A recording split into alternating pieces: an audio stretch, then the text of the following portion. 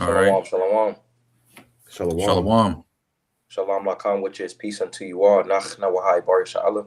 Hey, with the Hebrew Israelites coming to you week in and week out through the spirit and power of Yahweh Bahasham, Yahweh Shai, to preach to you so-called Negroes, Latinos, Native Americans, West Indians, Haitians, and his life owners.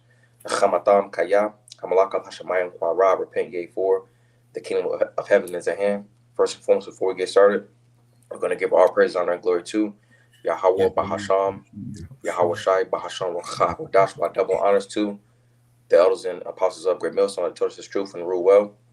And much respect to you, bros, out there pushing this truth with all righteousness and sincerity. Shalom, shalom. Shalom. So just as we've been going into most recently, the 12 tribes. All right, and today we're touching on the tribe of Ephraim, in which we can start with Genesis, the 49th chapter.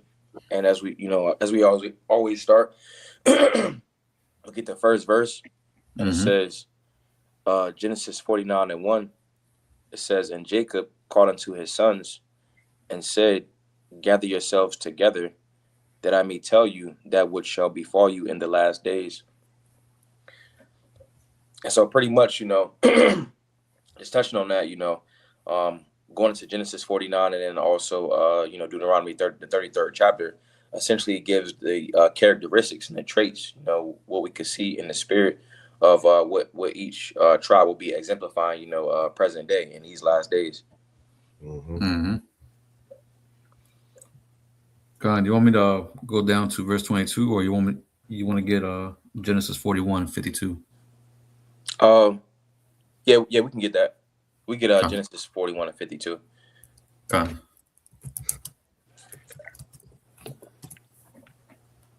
This is Genesis 41. I'll start at 51. Mhm. It says, in Joseph. Salakia? You put it on the screen, it still say Genesis 49. Oh, Salakia. There we go. Genesis 41:51, it says, and Joseph called the name of the firstborn Manasseh, for the Most High said he hath made me forget all my toil and all my father's house.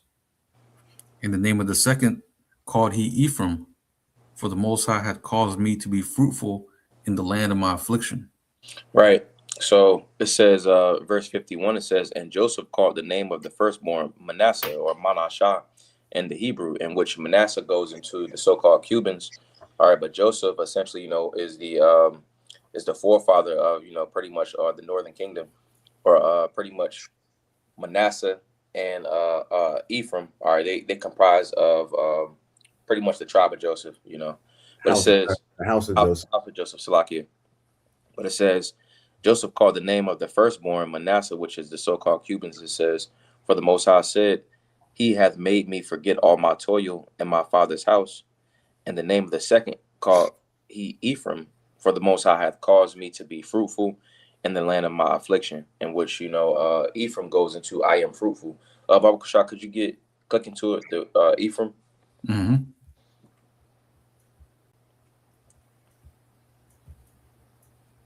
So as it reads, it says aparayam, in which the root word is apar. Par by itself, like parya, is also related, to this word. But par by itself goes into a fruit. All right, when you put the I on the beginning of the word, I is strength, and then also it goes into the number one, So I can also represent I, being that one is the first person, So it's I am fruitful. Aparayam. Mm-hmm. Yeah, so it says, double ash heap, I shall be doubly fruitful. Mm-hmm. Yeah. So from there, could we get if bros didn't have none, could we get Genesis 49 and 22? Mm-hmm. This is Genesis 49 and verse 22. It says, Joseph is a fruitful bow, even a fruitful bow by a well, whose branches run over the wall. Mm-hmm. Could you touch on the part you was talking about with the branches? Oh, yeah. So pretty much branches, when you go into this word for branches, real quick. The word here for branches is, Salakia. Let me go back. is Bath, which pretty much means daughter, right? So in the ancient world, and really, and even in modern day, whenever you join houses, what do? There's a process of, you giving your daughter to another family, marrying to another, to another man of another family, and that's how you join houses, right? Mm-hmm. So what it says right here, Joseph is a fruitful bow, even a fruitful bow by a well whose branches run over the wall. Pretty much what it's stating here is how Joseph, would end up making these alliances and these pacts and these um uh, what do you call it, covenants with the heathen, and that's very evident whenever you look at Ephraim, how they have U.S. citizenship. Pretty much, if you're born in the island of Puerto Rico, you automatically have citizenship. When you look at all the other, um, so-called Latin tribes, right? They don't have that. They don't have that. I guess you could say benefit of being able to travel freely, to the United States without a passport. Unlike Ephraim. Right. So that allowed pretty much for them to benefit off of that citizenship, pretty much. Mm-hmm. And I got more history too to add into that, but I don't know if you want me to go into that right now. Oh, you got it. Con. So pretty much adding to that, I got this right here. It's a little bit of history. This is the Jones-Shafroth Act, right? So it says the Jones-Shafroth Act, officially called the Organic Act of Puerto Rico or the Puerto Rico Federal Relations Act of 1917, is an organic act of the 64th United States Congress that was signed into law by President Woodrow Wilson on March 2nd, 1917.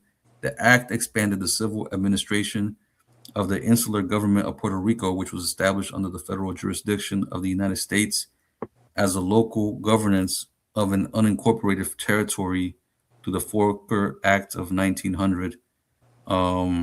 It served as a primary organic law for the government of Puerto Rico and its relations with the United States until it was superseded by the Constitution of Puerto Rico in 1952. I'm trying to get to the point. Let me actually go down. I think I've seen it down here because it goes into how this law pretty much allowed or gave access to Puerto Ricans to come up to the United States. Okay, right here, citizenship. So it says the Jones-Shafroth Act granted statutory birthright U.S. citizenship to anyone born in the archipelago and island on or after April 11th, 1899. The law was reinforced by and remains in effect under the Immigration and Nationality Act of 1952. So this allowed for, like I said, for Puerto Ricans to be able to have citizenship to freely travel into the United States, right? Yeah. This happened in 1917, right? So when you look into this, because I did a little bit of research into this, the United States had this happen at this particular time because World War II was about to World War One was about to take place, where the United States was about to enter into World War One, right? So this allowed for a lot of Puerto Ricans, and when you look into it, Ephraim was very eager into joining this war in World War One in order for them to, I guess, claim benefits in the United States. So this further adds into that them making pacts and alliances with the heathen, because I believe it was like something like 230,000 Ephraimites signed up for the selective services, and I believe like around 20,000 got drafted into the war, right? So World War One, you had Ephraimite in there, man, or Ephraimites in there. I got a scripture. Mm-hmm. pretty much going into the the annexation of Puerto Rico. This is Jeremiah chapter 50 and verse 33. Because it's pretty much this was the Lord fulfilling this prophecy, in which Ephraim is actually in the what they would call the I think the word is contingent, pretty much meaning all together in the states, pretty much, but like being that Puerto Rico is an annexed part of the United States, it still falls under this. But this is Jeremiah 50 and 33. It says, "Thus saith the Lord of hosts, the children of Israel and the children of Judah were oppressed together. All that took them captives held them fast. They refused to let them go." So, pretty much we're all in captivity in America, Babylon the Great. And that's pretty much an exemplification as to, that specific scripture. And I also got this, just to add to that, this is this part of the Wikipedia page. It says impetus. And that word impetus just means like the motivation or the I guess, yeah, pretty much the motivation behind this Jones-Saffroth Act. So it says the impetus for the Jones-Saffroth Act came from a complex of local and federal interests, including the Selective Service Act of 1917. Right. So this has happened the same year. Right. So it says which goal was to increase the force of the National Army of the United States for service in World War I through conscription. At the time of the act, Puerto Ricans lacked internationally recognized citizenship, but pro-independence officials in Puerto Rico were wary of imposing citizenship. Luis Munoz Rivera, this Jake, but pretty much so pretty much what was going on is that Jake was trying to, this is like before civil rights, and they were trying to get some civil rights in that land, in Puerto Rico, right?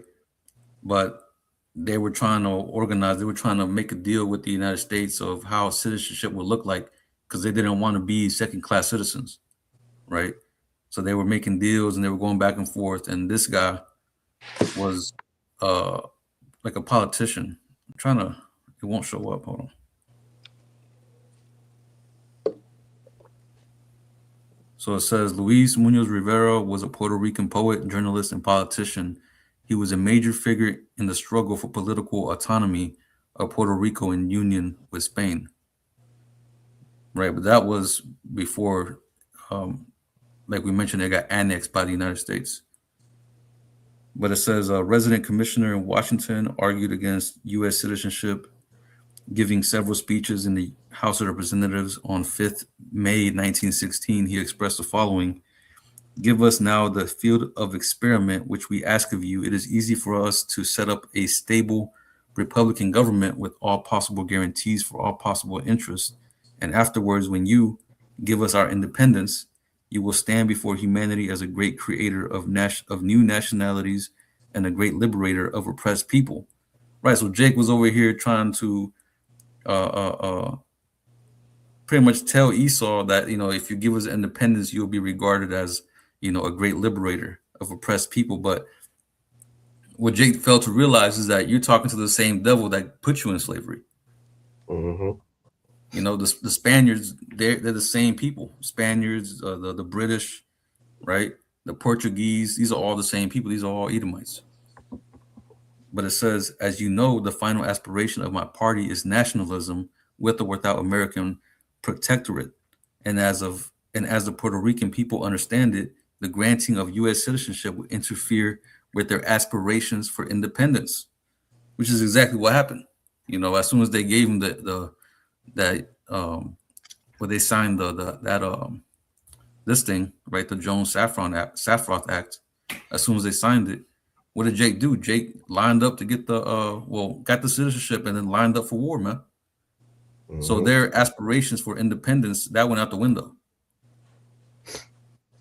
Right. So they were pretty much tied in with that alliance with America. Right. And then this leads into this right here. Let me pull it up. Into this. Why Puerto Rican migration to the U.S. boomed after 1945. right? Because after World War II, you have what they call the Great Puerto Rican Migration, right? Where you had Ephraimites pretty much traveling up to New York and all these northern states, um, and pretty much seeking new jobs. And this article goes into it, right? This article goes into a little bit. I'm gonna read just a couple paragraphs, but it says in the 2 decades after World War II, hundreds of thousands of Puerto Ricans boarded planes for America in what has come to be known as the island's Great Migration, right? Because going back to what we read in Genesis 49 and what was it? 22. 22. It says Joseph is a fruitful bow, even a fruitful bow by a well whose branches run over the wall, right? Because when you look at all the other um, Latin tribes or Native American tribes, they were already in that land, in that region, right? But Ephraim was the one that actually was able to spread out into various places. When you look at the United States, really Ephraim's everywhere, Yep. but you can find pockets of Ephraim, in Chicago, New York, a lot of these major cities. Yeah, mainly up north. Yeah, mainly up north, and that's pretty much what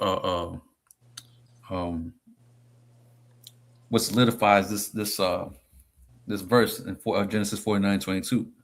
Because Ephraim was pretty much the main one, and really one of the first ones to really, migrate in masses over here to the United States. But let me see. So it says hundreds of thousands of Puerto Ricans boarded planes for America in what has come to be known as the island's Great Migration. Many farm workers hastily flown north to help with harvests on the mainland were transported in repurposed military cargo planes fitted with wooden benches or lawn chairs bolted to the floor. The vast majority of the island's immigrants bought tickets for the 6-hour commercial flight to New York City, persuaded with good jobs and a better life awaited for them and their families. So, like I said, I did a little bit of research on this. Pretty much what happened was the island of Puerto Rico was pretty much being, I guess, in other words, invaded by these American companies, these sugar companies, to the point where they bought off a lot of the land, and they were only growing sugarcane, right? And sugarcane, it has like a 4 month off season where Jake will call that tiempo muerto, which pretty much just meant dead time, right? Or pretty much where you weren't making no money, and it led the Puerto Rican country into like an extreme poverty, to where Jake was pretty much after the introduction of airplanes and stuff, Jake just started taking those trips over to the United States, heading over to the mainland. I appreciate if I can. Mm-hmm. This is so bros know what a precept is, going to never trust down the enemy. Sirach 12 said. Mm-hmm. So Bon Sirach chapter 12 and verse 10, it says, never trust down the enemy. All right, in which us as Israelites, we have natural enemies, starting with Esau eating the so-called white man.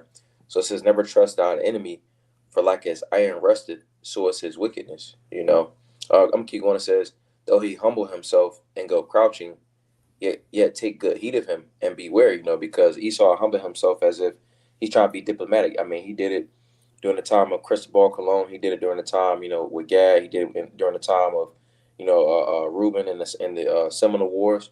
It says, though he humble himself and go crouching, yet take good heed of him and beware of him. And thou shalt be unto him as if thou hadst wiped a looking glass, and thou shalt know that his rust had not been altogether wiped away.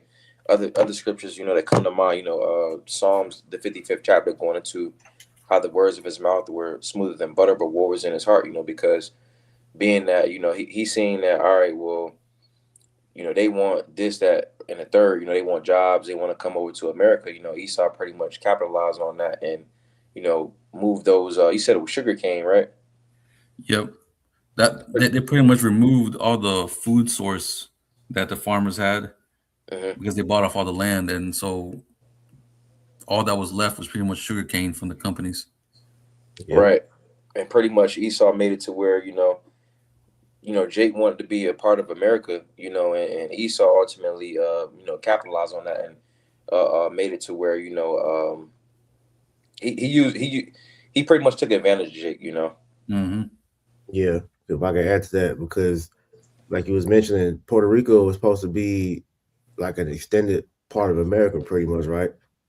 Mm-hmm. Mm-hmm. So, they drained the shit out the resources over there. So they pretty much are left for, pretty much left for dead, because you had it was like a couple years ago they had that earthquake and they was over there without power or whatnot. And then Mm-hmm. to show you how much the devil cares about him, Trump went over there and was shooting paper towels at him like he was shooting free throws, man, showing you that these devils don't care about you, you know. Mm-hmm. So I want to read this real quick. This is you still on Sirach 12. Matter of fact, go down to keep reading. Read down to the end of the chapter. Bonsrot 12 and 12, set him not by thee, lest when he hath overthrown thee, he stand up in thy place. Neither let him sit at thy right hand, lest he seek to take thy seat, and thou at the last remember my words and be pricked therewith. All right, because here it is. You got a lot of these Ephraimites that think they're so called white. So they feel like they're promised more than the average Jake out here just because of their skin complexion, but not realizing that Esau has always stolen from you. The fact that they even call you Puerto Rican, the word Puerto Rican just means rich port. So they drained your country of all the resources and left you with nothing.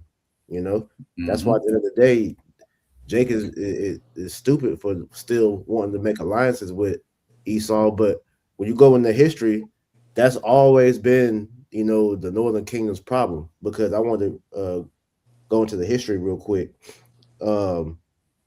So when you go into after the kingdom split, um, a reoccurring theme kept happening. Not every king, but a few of the kings that made alliances with the heathen nations. So I typed in, did all Northern Kingdom kings make alliances with heathen nations? So it says no, not all of them, but foreign alliances were a massive repeating theme that heavily contributed to the Northern Kingdom's downfall. While every king was guilty of idolatry, several kings focused entirely on internal wars, military coups, or isolationism rather than international diplomacy. When the Northern Kingdoms did make when the Northern Kings did make alliances with pagan nations, it usually took one of three forms, and it mentions marriage alliances, which you were speaking of earlier, dealing with the branches. Mm-hmm. So it gave an example. Said the most famous example is King Ahab, who formed a commercial and political alliance with the Phoenicians. He sealed this threat, he sealed this treaty by marrying Jezebel, the daughter of the king of Tyre, which is a Hamite. This specific alliance directly led to Baal worship becoming Israel's state religion and the state sanctioned murder of Yahweh's prophets. So, just giving that example of why you're not supposed to join yourself with the heathen, because Jeremiah 10 and 2 tells us to learn not the way of the heathen. So that's why when we go into I forget what chapter it is in Deuteronomy, where the script it tells you that we're not supposed to marry those five Hamitic tribes, because we can still deal with heathen, but you weren't supposed to deal with those specific Hamitic tribes or whatever. So Israel, dealing with the Northern Kingdom, they pretty much would do these marriage alliances, or they'll actually do military coalitions with the different kings as they were facing different turmoils within themselves or with another nation. Instead of trusting on the Lord, they would trust on the devil, just like in today's time, because we know during that time of the earthquake, them damn Puerto Ricans, man, they was calling on Jesus and looking at the white man to be their savior instead of Yahweh Shem Shai, which is why the Lord did what he did to that island. Mm-hmm. So you can go back to that. Matter of fact, I'll read some more of this too. Military coalitions, kings frequently align with neighboring pagan kingdoms to fight against rivals. It says King Baasha allied with Ben Hadad, the first of Syria, Aram, to attack the southern kingdom of Judah. King Ahab later made a treaty with Syria after defeating them in battle, restoring trade routes instead of destroying them, as the Most High commanded. King Pekah formed a major military alliance with Rezin, king of Syria, in an attempt to invade Jerusalem and force Judah into a coalition against the rising threat of Assyria. And then it says, paying tribute to foreign empires as the Neo-Assyrian Empire expanded. Later, Northern Kingdom kings engaged in forced alliances by paying heavy bribes or tribute to buy protection. King um, Menahem gave 1,000 talents of silver to King Pul Tiglath Pileser III of Assyria, so that Pul would support his grip on the throne. And then King Hoshea was originally an Assyrian vassal. However, he secretly tried to switch alliances by plotting to double cross with Egypt. He stopped paying tribute to Assyria, which provoked the Assyrian king to invade, leading directly to the final destruction of the northern kingdom. Now, these are just going into the examples of, you know, northern kingdom, but specifically dealing with, we're talking about Ephraim, making those pacts with the devil, man. We saw that never worked out, and so today it's the same thing. I Mm-hmm. went to Esau, all right, for help, not realizing that Esau still doesn't have your best interests at heart. That's why they said, the northern kingdom as well as the southern kingdom, they always want us to get juice together and all that, showing you, like you read earlier, we're oppressed together. Mm-hmm. Go back to Sirach. Con. I got one for you, if I may. Y'all got it. This is Hosea 7 and verse 8. It says, Ephraim, he hath mixed himself among the people. Ephraim is a cake not turned. Mm-hmm. Just adding to your point, Ephraim was always, mingling himself with the heathen. He was always, like you mentioned, tapping into the idols, tapping into their customs, but it was all to their detriment, right? As it says in verse 9, strangers have devoured his strength, and he knoweth it. And he knoweth it not. Yea, great hairs are here and there upon him, yet he knoweth not. So by taking on the ways of these heathen, their idols, the culture, all that has pretty much left Ephraim in a pretty much like a decrepit state. To where you're constantly being uh, uh, uh, bombarded with these curses, man.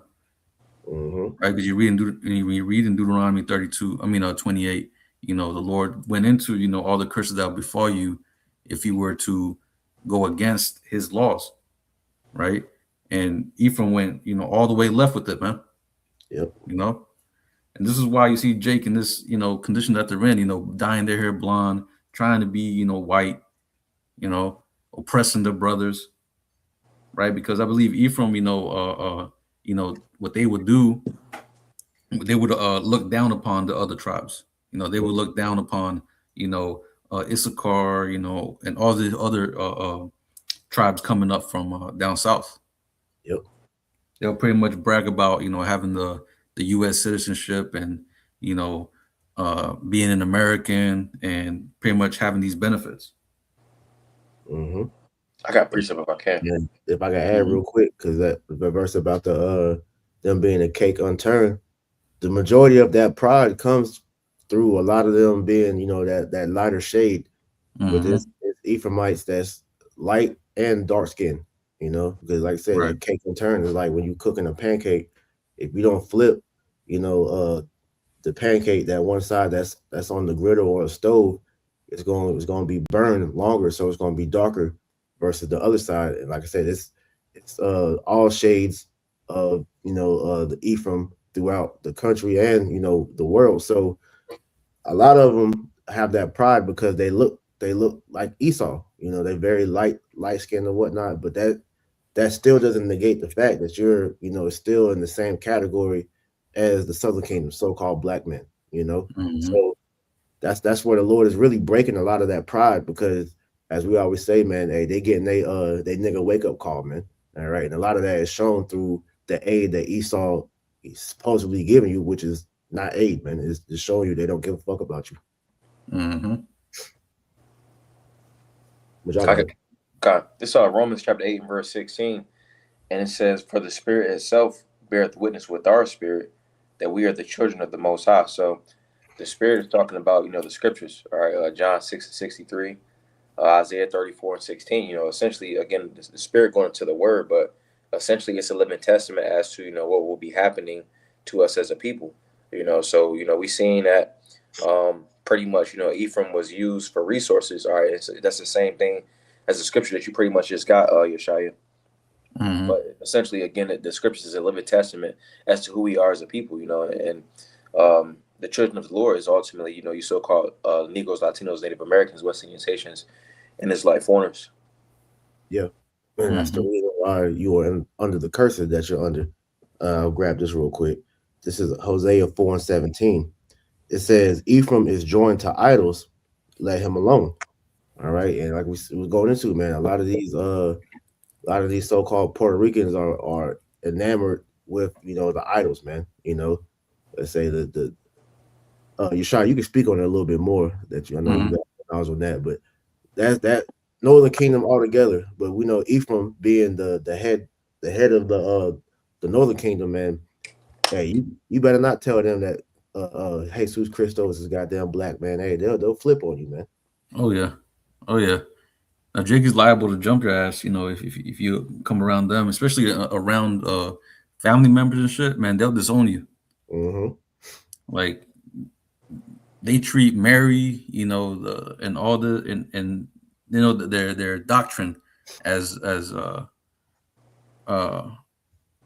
pretty much they take it very serious. Is my point. And even like you mentioned, the idols. Jake is very heavily into idol worship, man. With the saints. When you go into these Hispanic stores, you see them candles with different saints on it. Mm-hmm. You'll see rosaries. You'll see all kinds of different things.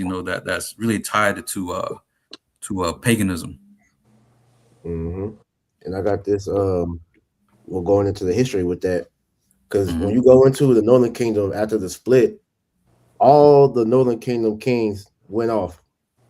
All right, they all were heavily, influenced by idols. So it says, according to the biblical account, every single one of the 19 kings of the Northern Kingdom of Israel, from the split of the kingdom until its fall to Assyria, turned away from the Lord and led the people into idol worship. The reoccurring idolatry was largely driven by a combination of politics and the adoption of foreign deities.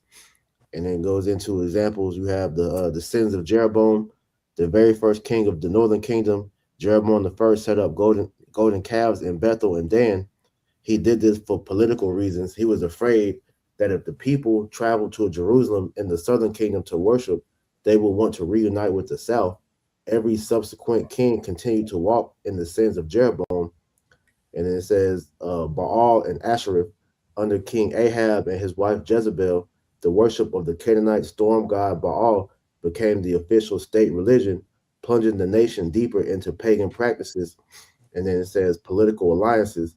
Later kings frequently made political alliances with surrounding empires, adopting their gods like Molech and Ashereth and building shrines and altars to them throughout the land.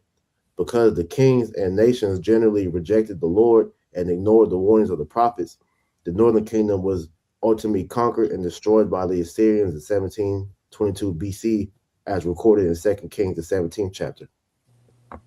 Hmm. Y'all got it. Yeah. Oh, Slaki, go ahead, bro. Oh, y'all got it. No, I was just gonna add to that because you know it didn't change. What I'm saying, whenever Jake came over here to the Americas, what they say. They said that in Second Ezra 13 that let us go to another country, pretty much to keep the laws of the Lord, pretty much what we couldn't keep in the land of Israel, right? Roughly paraphrasing. That's pretty much what they did. They came over here to the Americas so they can keep the law, statutes, and commandments. But as we know, Jacob is a perpetual backslider. That they eventually ended up backsliding back into that idol worship, man. That's the reason why when you look at the history, which we got, uh, I got it right here. Let me get this real quick. Before you get that, could you go back to Genesis? Oh yeah, come on. Genesis 49. Mm-hmm. Cause it'll tie into the history. Genesis 49 and read verse 23. Uh huh. Genesis 49:23 says the archers have sorely grieved him and shot at him and hated him. Right, in which the archers is going into the Spanish conquistadors, Mm-hmm. and pretty much during that time, that was the so-called Tainos, in which, and just in the name Taino, it shows that it was essentially Jake, because Taino is broken Hebrew for good people. The Ta goes into Tawab, the Ain, all right, the In goes into Aim in Hebrew, which is people. Mm-hmm. I'm gonna get this. This is from the TainoMuseum.org, and it says Taino, good people, like you mentioned, Tawab Aim. Mm-hmm. It says were seafaring indigenous peoples of the Bahamas, Greater Antilles, and the Northern Lesser Antilles. They were one of the Arawak peoples of South America, and the Taino language was a member of the Arawakan language family of Northern South America. It says at the time of Columbus's arrival in 1492, there were 5 Taino chiefdoms and territories on Hispaniola, modern-day Dominican Republic, and Haiti, each led by a principal cacique, chieftain, to whom tribute was paid. Ayiti, land of high mountains, which is talking about Haiti, Mm-hmm. was the indigenous Taino name of the entire island of Hispaniola, which has kept its name as it is used as a Haitian Creole form for Haiti. It says Cuba, the largest island on the Antilles, this is where Manassas is located, was originally divided into 29 chiefdoms. Most of the native settlements later became the site of Spanish colonial cities, retaining the original Taino names. For instance, Havana, Batabano, um, Camagüey, uh, Baracoa, Bayamo. The name Cuba comes from the Taino language. However, the exact meaning of the name is unclear, but it may be translated either as where fertile land is abundant, Cubao, or great place, Coabana. Puerto Rico also was divided into chiefdoms as the hereditary head chief of Taino tribes. The cacique was paid significant tribute. At the time of the Spanish conquest, the largest Taino population centers may have contained over 3,000 people each. Let me see. Let me skip down. As a matter of fact, let me just continue reading. It says the Taino were historically enemies of neighboring Carib tribes, another group with origins in South America who lived principally in the Lesser Antilles. The relationship between the two groups has been a subject of much study. For much of the 15th century, the Taino tribe was being driven to the northeast in the Caribbean, out of what is now South America because of raids by the Carib. Women were taken as captives, resulting in many Carib women speaking Taino. It says the Spanish who first arrived in the Bahamas, Cuba, and Hispaniola in 1492 and later in Puerto Rico did not bring women in their first expeditions. They took Taino women for their common law wives, resulting in mestizo children. Right, so you have the wheat and the tares. Mm-hmm. It says sexual violence in Haiti with the Taino women by the Spanish was also common. It says scholars suggest there was substantial mestizaje, racial and cultural mixing in Cuba as well, and several Indian pueblos, which are villages that survived in the 19th century.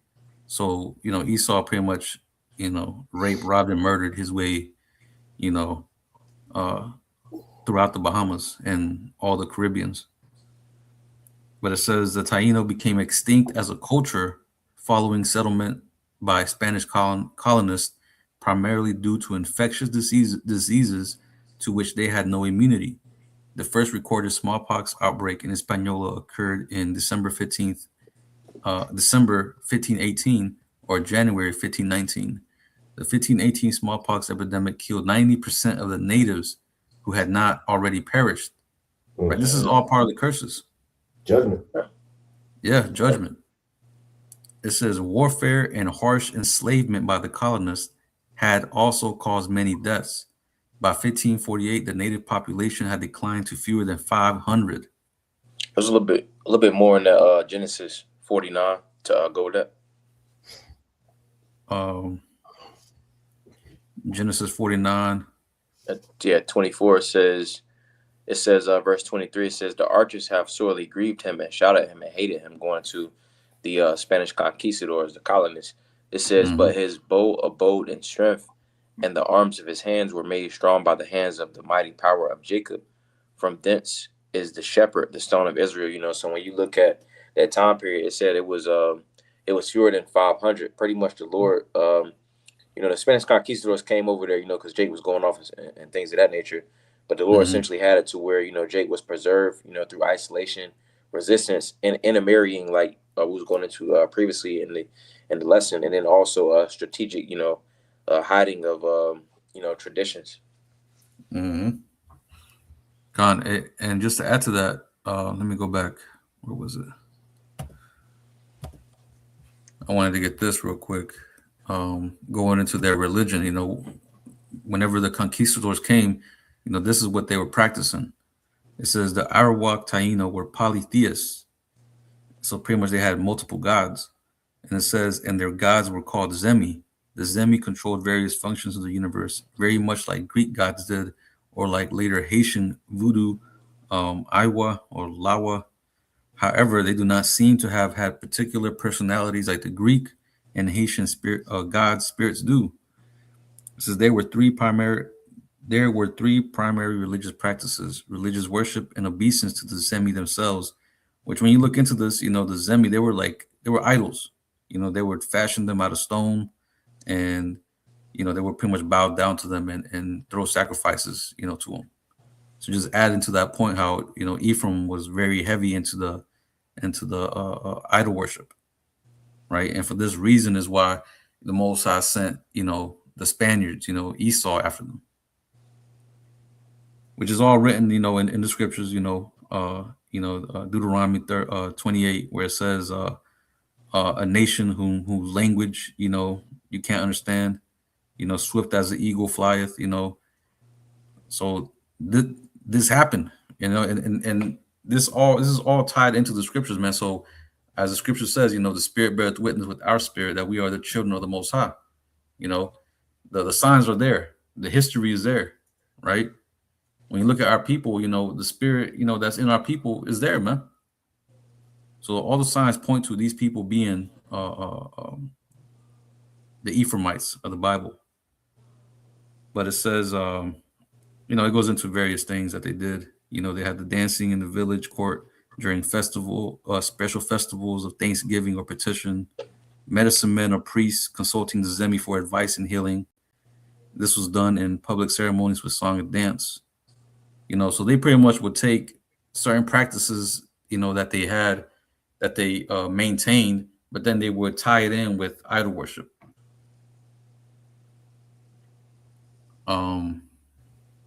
Let me see. I also wanted to get this too, because you know, we touched on the name, you know, Taino, Tawabaim. Did we touch on Bariqua? Yeah, could you go to Deuteronomy 33 and 13, and then get the one you was talking about.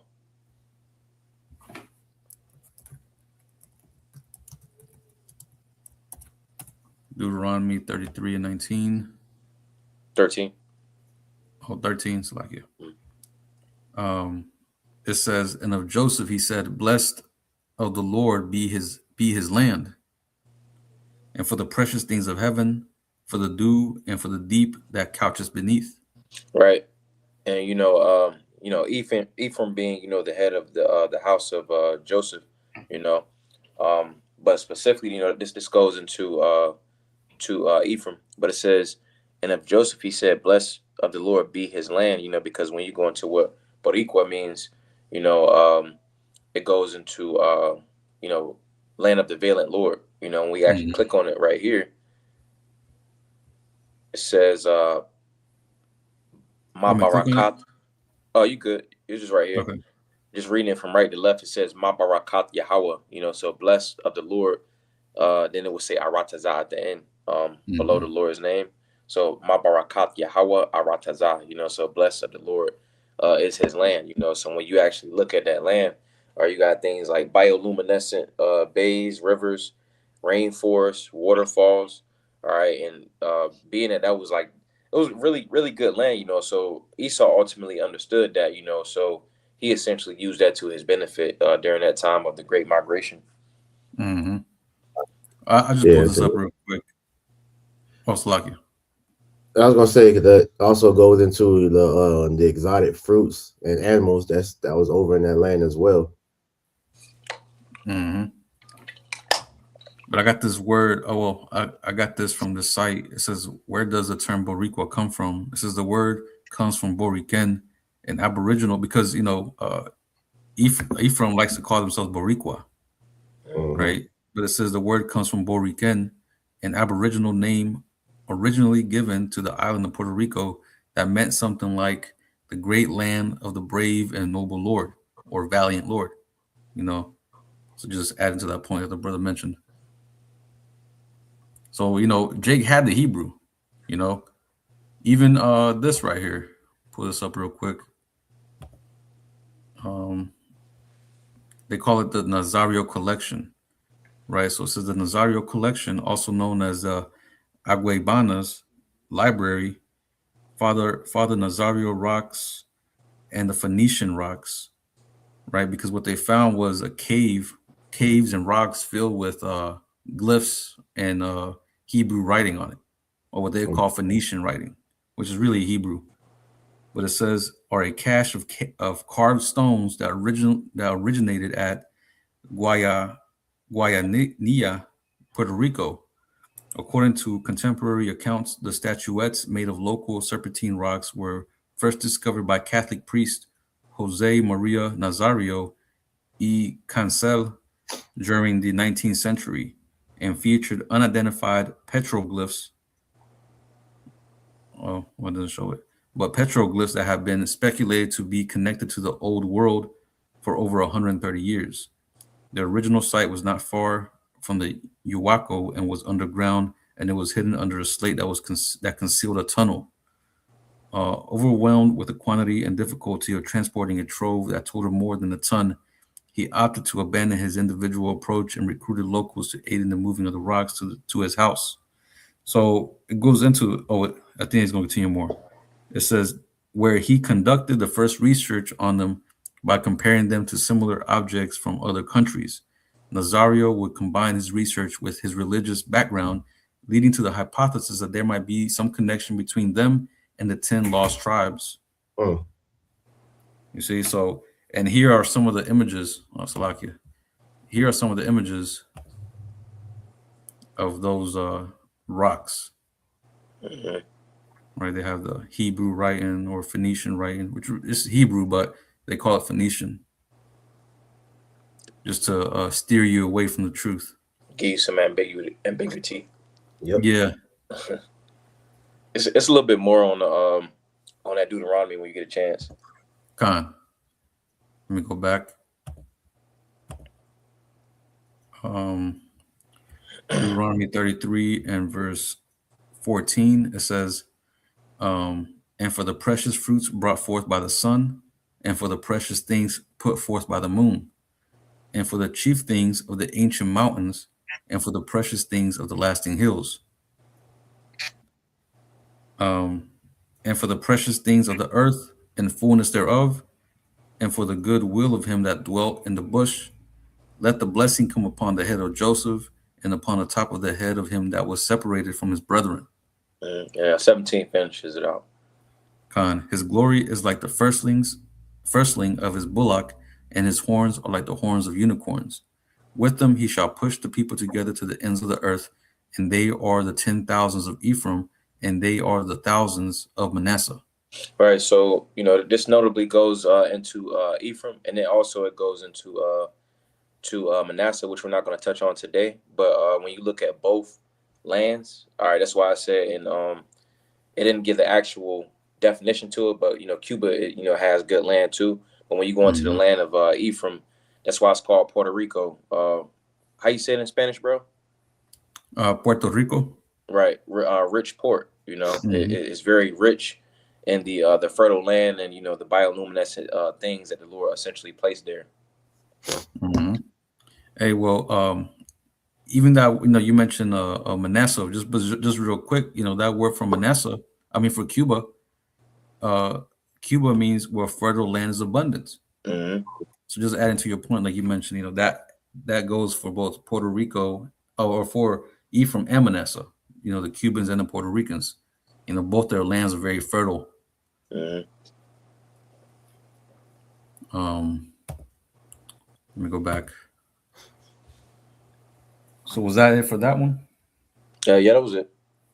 Con. Um, Also wanted to read a little bit more into this.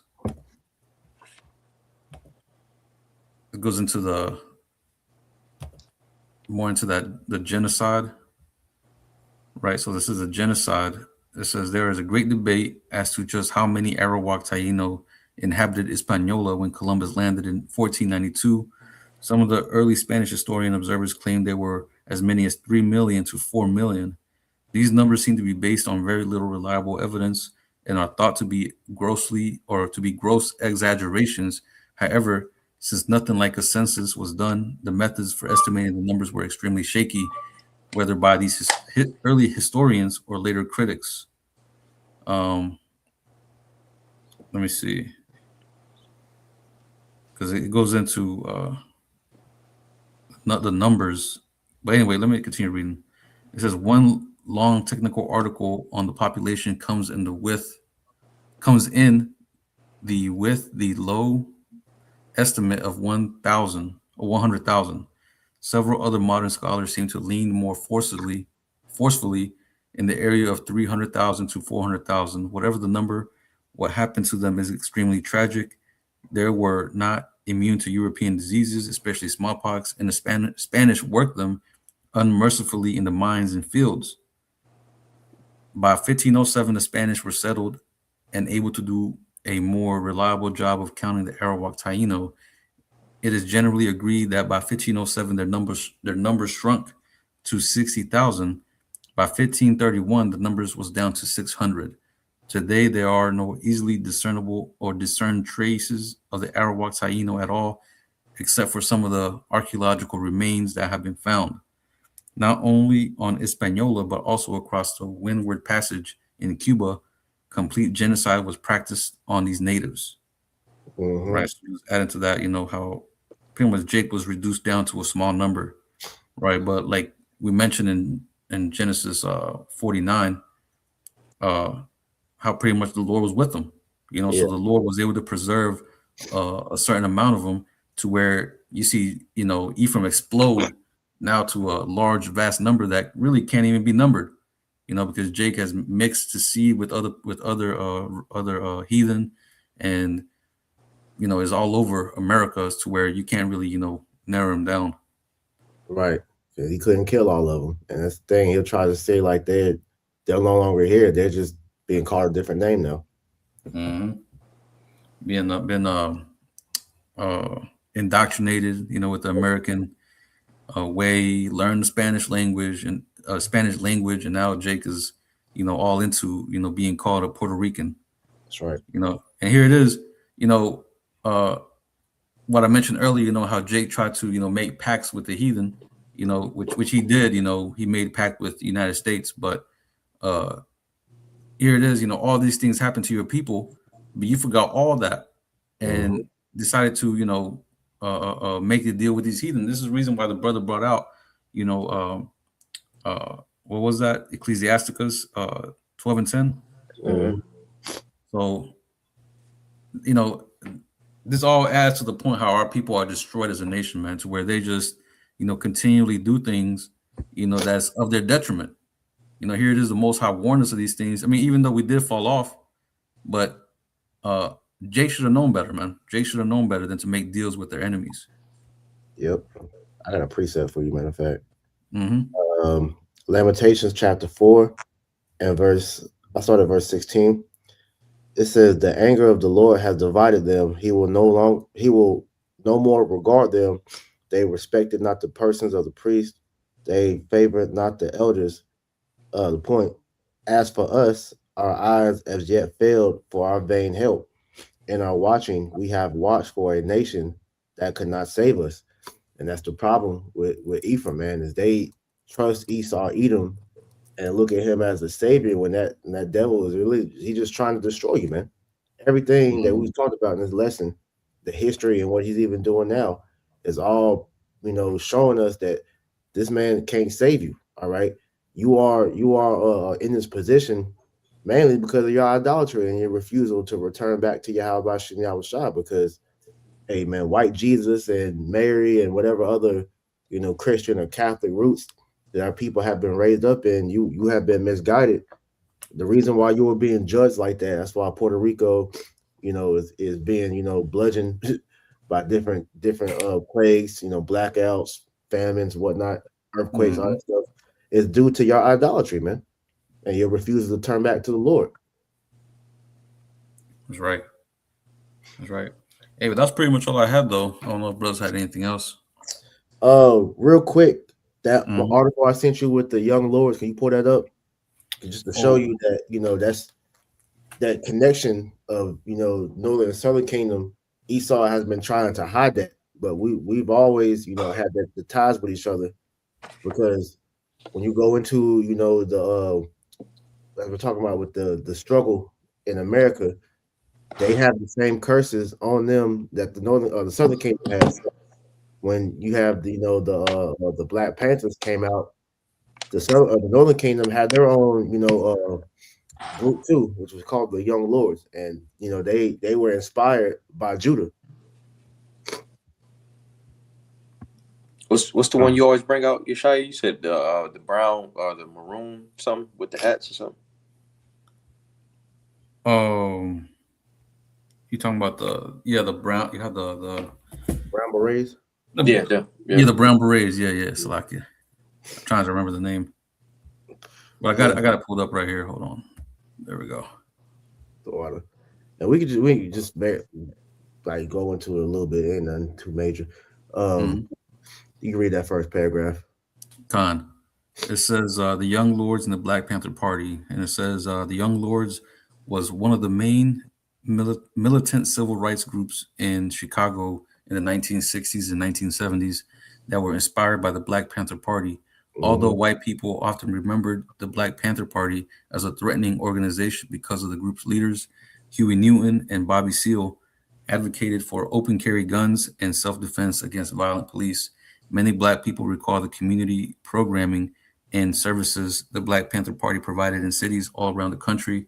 One of the ways the Black Panther Party created what they called community survival programs was by occupying abandoned or uh, dilapidated buildings in poor areas and remodeling the structures into childcare or resource distribution centers. In Chicago, specifically, Black Panthers ran free breakfast programs out of such buildings for African American children before school. And So it keep going. says, using the model of the Black Panther Party, the Young Lords, a Puerto Rican civil rights and community organization founded in September 1968, prioritized change in their local communities through Serve the People programs. For example, the Young Lords wanted to create places in the community that supported poor and working class families. One of these places was the Armitage Avenue United Methodist Church at 834 Armitage Avenue, where the Young Lords organized a sit in and permanently occupied the space. You can Though, jump down to the next paragraph. con, skipping down, it says multiple times the Young Lords and the Black Panther Party united to act against injustices that affected both Black and Puerto Rican communities. The police harassed both groups during their protests. For example, during the 1968 Democratic National Convention in Chicago, the police arrested 8 key members of protest organizations, including Black Panther Party co founder Bobby Seale for inciting a riot after multiracial march in protest unequal housing opportunities. Mhm. The Black Panther Party and the Young Lords also protested police brutality against black and brown men like Manuel Ramos and a young lord killed by a police officer in May 1969, and Fred Hampton, who was assassinated during a police raid on his home in December 1969. Damn, so Jake, both tribes were getting it from Esau in this year. Yeah, and that's just showing you why they put so much emphasis on trying to keep us divided. I trying to put that narrative that so-called black and brown people aren't the same, but they understood that if we came together, which only way that we're going to come together as a nation is through the spirit of the Lord, which is why you're seeing Northern and Southern Kingdom, coming together, going out on the highways, and we teaching, together because we are one nation. But Esau feared that union, so Mm-hmm. that's why they will always, push the narrative that we're at each other's throats. Like when you watch movies, like I remember in Minister Society, they showed you that the cops would beat the niggas up and then go drop them off in the Latin neighborhoods, thinking that they was gonna kill each other, and we was helping each other, man. There's Mm-hmm. always been that camaraderie amongst the tribes. That's right. Because at this time you had, like it says right here, Black Panthers, you had the Young Lords, you had the Brown Berets, and then you also had AIM, which is a American Indigenous movement, Mm, which was pretty much GAD. okay, I never So heard you had that. all the tribes, having their own, civil rights activist groups. Yeah, Uh, I tell you that we all oppressed by the same devil. mhm. Yeah. They were all speaking against the man. But it says, in both instances, Ramos and Hampton were unarmed targets of police violence. The Young Lords and the Black Panther Party expressed their discontent with repression of protest and police brutality during a large protest march on April 12, 1970. The groups marched around the federal building and the Daly Center with signs and opposed the violence of the Chicago Police Department and encouraged togetherness. The unity of these two groups in Chicago was powerful and showed the prevalence of oppression and police harassment in both the African American and Puerto Rican communities. And that right there put fear in Esau, which is why, like I said, they don't want us to know that we're the same people, Mm-hmm. because that fear deep down is when they see black and brown together, they know that, hey, that's the tribes, man. That's Mm-hmm. why we read earlier in Jeremiah the 50, was it 50 and 22? 33. 33, how Judah and Ephraim is oppressed together. But now we're at a point to where the Lord is get Amos 9:11, Mm-hmm. and then get that other scripture where it said the Judah shall not vex Ephraim.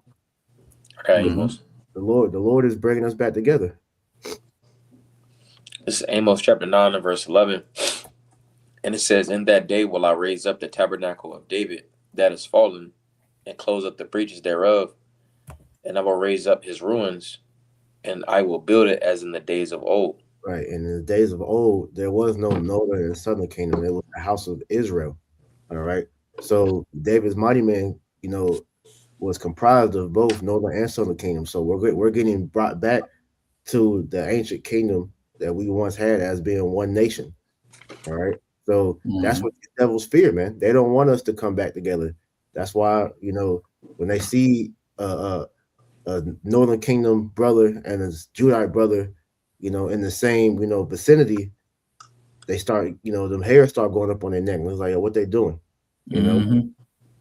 they try to, let's say the Spanish and the English, they try to put all those barriers. The Lord is breaking all that down, man. That's why, like we was going into yesterday, you'll have, Judah, go amongst, the Northern Kingdom, of spots like at the rodeos or different clubs and all that, and he fit right in, you know, Mm-hmm.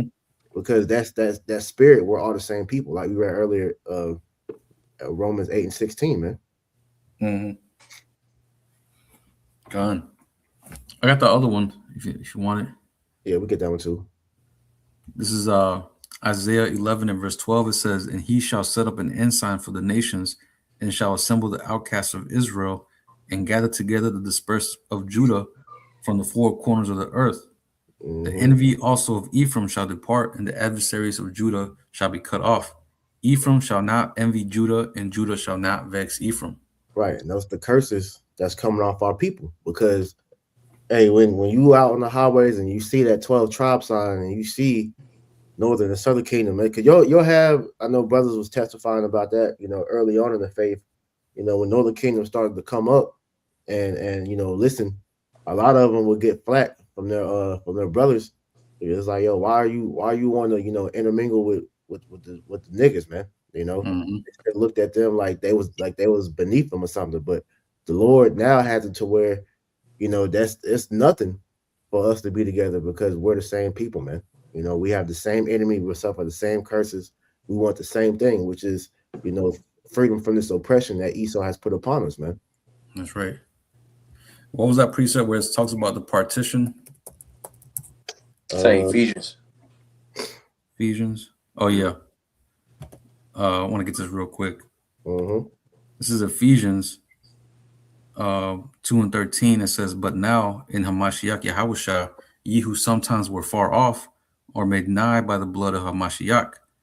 Right. So because of Yahushua's sacrifice, we are being adopted back as sons, being brought close to the Lord again. But it says, verse 14, "For he is our peace, who has made both one and has broken down the middle wall partition between us." Right. So through the Lord's sacrifice, this is why, the tabernacles of David are being reestablished, Right. where all the tribes are being united back as one. But again, this is all happening through this word, right? This is how the tribes are coming back together, because in Ezekiel 37, it goes into the bone against bone, joining bone, and flesh, but the breath was not in them, you know, that whole bone and bone against bone and the flesh coming on them, that happened back then during the whole civil rights activist time, right? Right. But now that the word is out, now that joining together, is even more solidified with the breath. Mm-hmm. Because I can add to that because it'd be instances where it's just natural they link up, like when after Rodney King got his ass beat and they was rioting, hey man, Mm, hey, the tribes came together, man. They was both fucking up Esau during that time. So it's like, so now it's a spiritual union that has brought us back together. And mm, this what Yahweh did with breaking that wall of partition. Now we see that we're the same people, and that's why, like you said, you see the Northern Kingdom brothers coming together with the Southern Kingdom brothers, and we're preaching this gospel because this is all for us as a nation, mm, so-called Negro, mm. Latino, Native Americans. We're all the same people. That's right. Hey, but just the fact that the camps are out here, and you have all the tribes, in these camps, that just further validates what we're saying to be true. You That's know, right. like the whole 12 tribes chart, the breakdown of it, you know, it's, I mean, the correlation is there. You know what I'm saying? It's not like we're just, making this up and reaching, you know what I'm saying? We actually like this actually this makes sense. Mm-hmm. Because if it ain't these people, then who else could it be? Exactly. But yeah, that's all I had. Khan. Yeah, that was all I had too. Con. Way Adonram Tazaza Banai Paulos, well, that was a beautiful edification to the spirit. Well, Adonram Tazah, Adam Yashka Wam Tawab, Lord, as well. You have a good day. Well, we can go ahead and close it up by saying Kah Light Mla, Yahweh Bahasham, Yahweh Shai, Bahasham, Chach Wadash.